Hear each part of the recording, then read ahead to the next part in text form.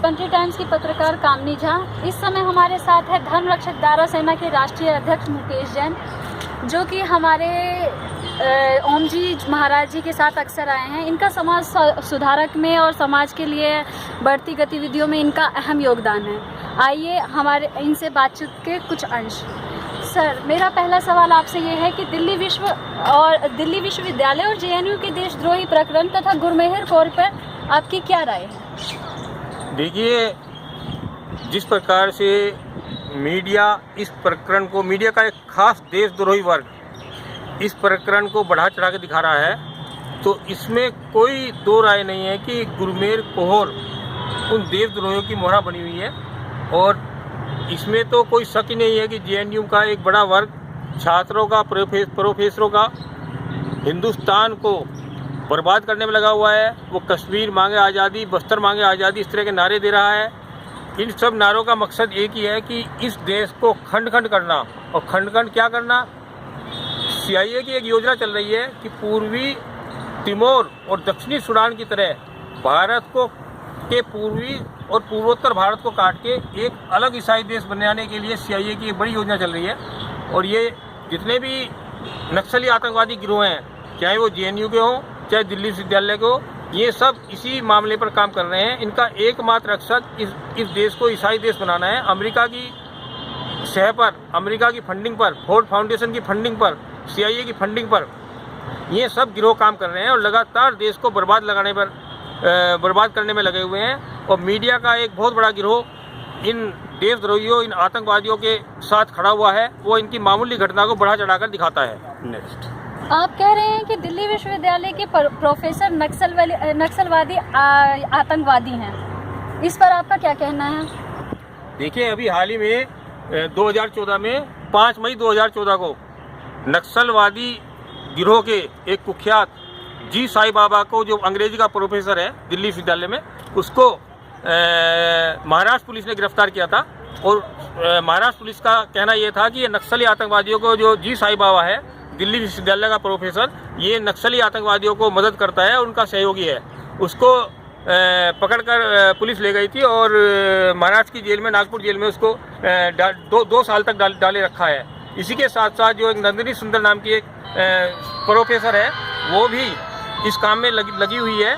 और उसने छत्तीसगढ़ में जो नक्सली आतंकवाद से लड़ने का एक कारगर लड़ाई थी, सलवा जड़ूम, उसके खिलाफ एक आवाज़ उठाई और उसके खिलाफ सुप्रीम कोर्ट में भी याचिका दायर की। और उस याचिका का मूल अंश यही था कि उन्होंने सैनिकों पर और जो छत्तीसगढ़ में सलवा जड़ूम के जो सिपाही थे, उन पर बलात्कार का आरोप लगाकर सुप्रीम कोर्ट के न्यायाधीशों को जबरदस्ती बरगलाया क्या, ये सुप्रीम कोर्ट के न्यायाधीशों को मैनेज किया जाता है।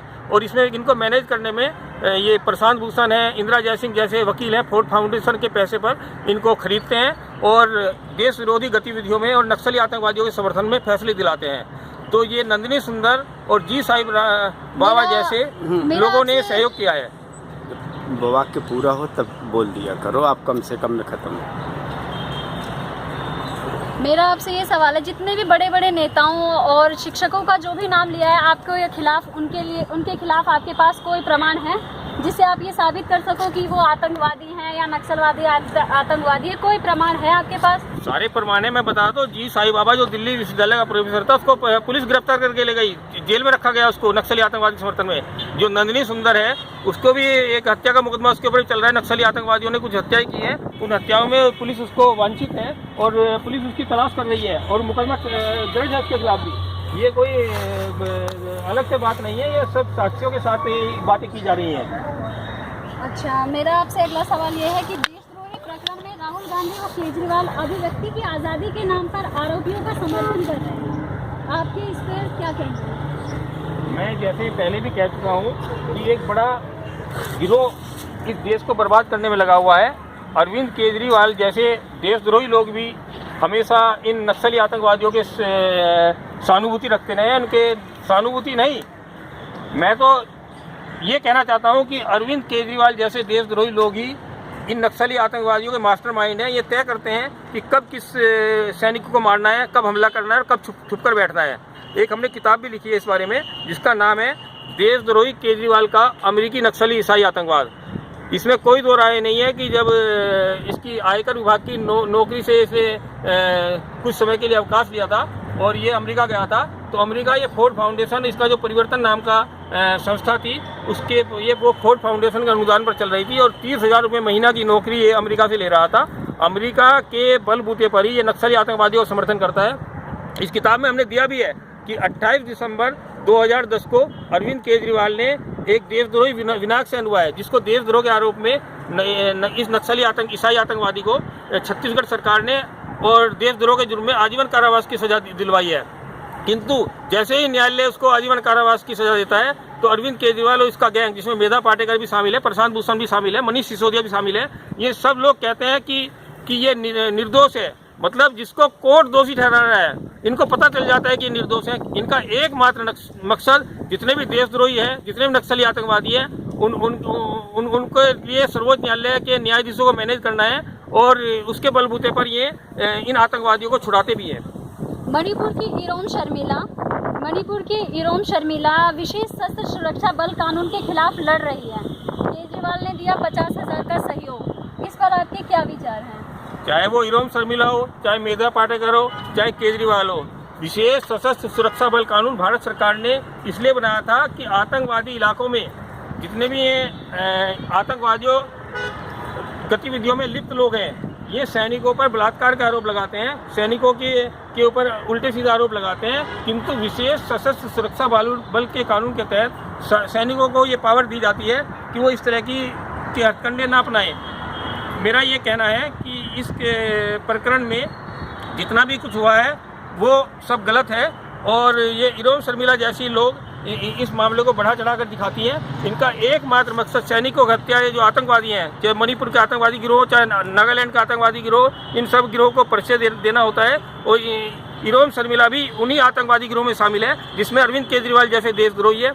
ये सब CIA के लिए काम कर रहे हैं। उनका एकमात्र मकसद मणिपुर को, नागालैंड को, मिजोरम को, मेघालय को, पूरा पूर्वी और पूर्वोत्तर भारत को एक अलग ईसाई देश बनाना है। इसके लिए पूरा ये CIA के पेरोल पर काम करने वाला गिरोह है, ये काम कर रहा है। इरोम शर्मिला भी उसी गैंग की सदस्य है। कश्मीर मांगे आज़ादी, बस्तर मांगे आज़ादी, इस नारे पर आप क्या कहेंगे? देखिए, कश्मीर तो एक अलग मुद्दा है, किंतु इन सब का टारगेट कश्मीर नहीं है। इन सब का टारगेट है कि कैसे हम पूर्वी और पूर्वोत्तर भारत को एक अलग ईसाई देश बनाने में कामयाब हों। ये कश्मीर को लेकर रिहर्सल चल रही है, प्रयोग चल रहा है। कश्मीर में जैसे सफल होते हैं तो अगला मकसद इनका है कि नागालैंड कैसे मांगे आज़ादी, मिजोरम कैसे मांगे आज़ादी और इनका पूर्वी और पूर्वोत्तर भारत को भारत से काट के अलग ईसाई देश बनाना है। जैसे कि अभी इन्होंने हाल ही में दक्षिणी सूडान नाम का एक ईसाई देश 10 लाख मुसलमानों की लाशों पर CIA ने बनाने में कामयाब हुई है। और दक्षिणी ये कोरिया, उत्तरी कोरिया के तानाशाह कहते हैं कि उत्तरी कोरिया का तानाशाह है, वो ये मार रहा है। उसका सिर्फ एक ही दोष है कि उसके उत्तरी कोरिया में यदि कोई बाइबल पढ़ता हुआ मिल जाए, उसको वो सीधे गोली मारता है, क्योंकि बाइबल में लिखा है कि जो सूर्य की पूजा करता है, चंद्रमा की पूजा करता है और देवी देवताओं को पूजते हैं, उनको तुम ईसाई पत्थरों से मार दो। ऐसे अधर्म के खिलाफ किम जोंग उन लड़ रहा है, इसीलिए ये सब लड़ाई चल रही है। आप किन आधार पर सर्वोच्च न्यायालय के न्यायाधीशों पर नक्सली आतंकवादियों की मदद का आरोप लगा रहे हैं? देखिए, हमने एक किताब भी लिखी है कि यीशु में शैतान है। इस किताब के जरिए हमने ये सब बातें पेश की गई है जो किम जोंग उन बोल रहा है।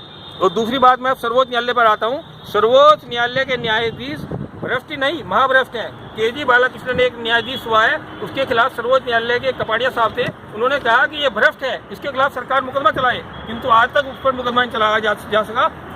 इस तरह के न्यायाधीश हमेशा देशद्रोहियों का, नक्सली आतंकवादियों का साथ दे रहे हैं। और सर्वोच्च न्यायालय आज की तारीख में नक्सली आतंकवादियों को, देशद्रोहियों का, CIA के एजेंटों का सबसे बड़ा गढ़ बना हुआ है। ये सब बिकाऊ न्यायाधीश है। अभी हाल ही में जो अरुणाचल के मुख्यमंत्री ने आत्महत्या की है, उन्होंने भी खुले शब्दों में लिखा है कि सर्वोच्च न्यायालय के हर फैसले लिखे जा रहे हैं और बड़े बड़े लोग इनको, न्यायाधीशों को मैनेज कर रहे हैं। ये कोई पढ़ी सुनी बात नहीं, ये साबित बात है। आप हिंदू समाज व देश हित के मुद्दों पर हमेशा आगे बढ़कर बोलते हैं, क्या आप और स्वामी ओम जी हिंदू कट्टरता को बढ़ावा नहीं दे रहे हैं? देखिए, हम इस देश की रक्षा के लिए काम कर रहे हैं। स्वामी ओम जी हमारे अनन्य सहयोगी हैं और हम लोग इस देश को फिर से गुलाम होने के लिए से बचाने में लगे हुए हैं। इस देश को गुलाम बनाने की बड़ी बड़ी साजिश रचाई जा रही है। आपके दिवाली के पटाखों पर जो प्रतिबंध लगाया जा रहा है वो इसलिए लगाया जा रहा है क्योंकि दिवाली के पटाखों में एक जीवाणुनाशक बड़ी ताकतें हैं, बड़ी से बड़ी महामारी फैलाई जाएगी, किंतु वो दिवाली के पटाखे उस महामारी को खात्मा कर देते हैं। इसलिए ये सर्वोच्च न्यायालय के न्यायाधीश और ये स्वतंत्र कुमार जैसे न्यायाधीश ये हमेशा दिवाली के पटाखों के खिलाफ बोलते हैं और ये पूरा गैंग दिवाली के पटाखों के खिलाफ काम कर रहा है ताकि सारे हिंदुस्तानियों को खात्मा किया जा सके। आप और स्वामी जी हमेशा कहते रहते हैं कि हमने मोदी को प्रधानमंत्री बनाया, हमने सर्जिकल स्ट्राइक करवाया, हमने नोटबंदी करवाया, इस तरीके के मामले आप अक्सर बोलते रहते हैं। क्या आपने कभी किसी को राष्ट्रपति भी बनाया है? आपने बहुत अच्छा सवाल किया है और मैं इस बात को सबूतों के साथ बताना चाहता हूँ कि अब्दुल कलाम को राष्ट्रपति बनाने में हमारा बहुत बड़ा योगदान रहा है। आपको याद होगा कि 2002 में अब्दुल कलाम को बीजेपी पीसी अलेक्जेंडर एक ईसाई महाराष्ट्र का राज्यपाल था, उसको बीजेपी के लोग मुख्यमंत्री राष्ट्रपति बनाने की पूरी कोशिश में लगे हुए थे और उसकी पूरी तैयारी हो चुकी है और नाम भी उन्होंने घोषित कर दिया था, किंतु हम लोगों ने उसके खिलाफ लगातार प्रदर्शन किए और पीसी अलेक्जेंडर का पुतला फूका। हमारा एक ही कहना था कि ईसाई को राष्ट्रपति बनाना खतरनाक है, ये उसके सबूत भी है। हमने 5 मई 2002 को उसको राष्ट्रपति बनाने के खिलाफ जंतर मंतर प्रदर्शन किया। केवल एक ये प्रदर्शन नहीं, हमने बागपत में, आपके गाजियाबाद में कई जगह इसके पुतले फूके और तब जाके ये ईसाई राष्ट्रपति बनने से हटाया गया। हमारा यही कहना था कि इनकी बाइबल में लिखा है कि जो सूर्य की पूजा करते हैं, चंद्रमा की पूजा करते हैं और देवी देवताओं को पूजते हैं, ऐसे लोगों को तुम ईसाई पत्थरों से मार दो। और नागालैंड के ईसाई आतंकवाद पर पीसी अलेक्जेंडर हमेशा खामोश रहता था कि उसकी खामोशी मौन सुई करती है। ये सब बातें हमने सरकार के समक्ष रखी और उसके कारण इसका पत्ता साफ हुआ और अब्दुल कलाम हमारे भारत के राष्ट्रपति बने। और इसमें कोई शक नहीं है कि अब्दुल कलाम को राष्ट्रपति बनाने में हमारा बहुत बड़ा योगदान रहा है। यदि हम पीसी अलेक्जेंडर को नहीं हटाते रास्ते पे तो अब्दुल कलाम राष्ट्रपति नहीं बनते। ये सबूतों के साथ है। नमस्कार, ये खबरें आप द कंट्री टाइम्स की पत्रकार कामनी झा से सुन रहे थे। नमस्ते सर। धन्यवाद। काटना हमको नहीं है।